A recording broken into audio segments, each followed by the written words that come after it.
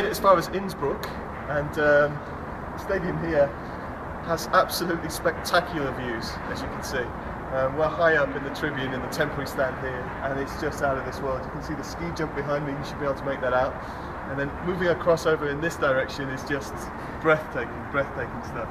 So even if the football isn't much to write home about, people should still have a lot to see here. Now, one of the questions down in this part of the world is whether the public is really going to respond to this tournament, because down here it's not really football country. Down here really you're talking about winter sports as the most popular pastimes down here. 1976 the Winter Olympic Games were staged down here, and I'm not sure whether it's really going to feel like a major football tournament while it's on down here. Anyway, we'll see, let's hope so. We now reach the border between Austria and Switzerland. We've just crossed now. We've done all 4 stadiums in Austria, but we're now just coming to Switzerland, where most of the better matches are actually taking place in the first phase. We've got most of the big teams staying in Switzerland, so let's have a look, and we'll see in a few over the next couple of days what the stadiums look like in Switzerland.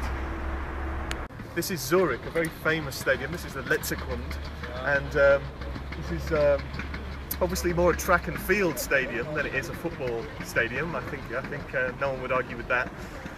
Normally, I don't know what you think, normally I really don't like football stadiums with running tracks around them. I think it tends to spoil the atmosphere.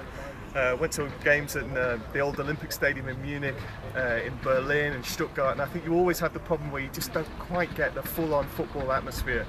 Now here, what they've done is they've added some extra seats at the very front all the way along the ground, and it does mean that on the sides at least the fans are going to be pretty close to the pitch. So I wonder if the atmosphere in fact won't be a problem at this venue.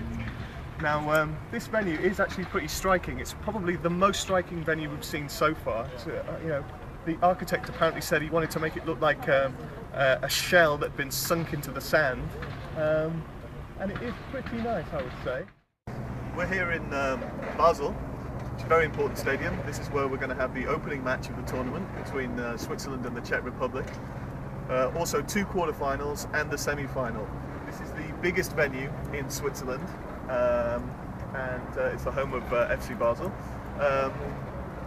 This is a very tight ground. Almost feels like an English stadium, I think. You've got the seats nice and close to the pitch, so it should be a fairly interesting atmosphere, I think, during the tournament. Now, one very curious aspect of this stadium is that up there you have what's an old people's home, and they were just telling us that there's an actual there's a box there that they have access to, so the people who are in the home can actually watch matches from there, which is one of the most privileged positions in Euro 2008, I would have thought. So yeah, very interesting little stadium, I think. I'm here in Geneva, home of Servette, and we've reached the end of our stadium tour. This is the 8th and final one we've seen, and everyone who I've spoken to agrees that the Swiss stadiums all look a lot better from a football fan's point of view than the ones in Austria. This is another absolutely fine little stadium for fans. Around about 30,000 I think will be here for when Portugal, Czech Republic and Turkey play their matches here, and this should generate plenty of atmosphere with those teams, I would have thought. Now, just looking back on the tour as a whole, I think we saw in Austria that the stadiums felt a little bit rickety in parts with the temporary stands. The running track around the ground at the Ernst Happel Stadium, for example, might not make it you know, the best stadium we've ever seen for a final. But everyone here, and myself included, absolutely, have been really impressed by the stadiums in Switzerland.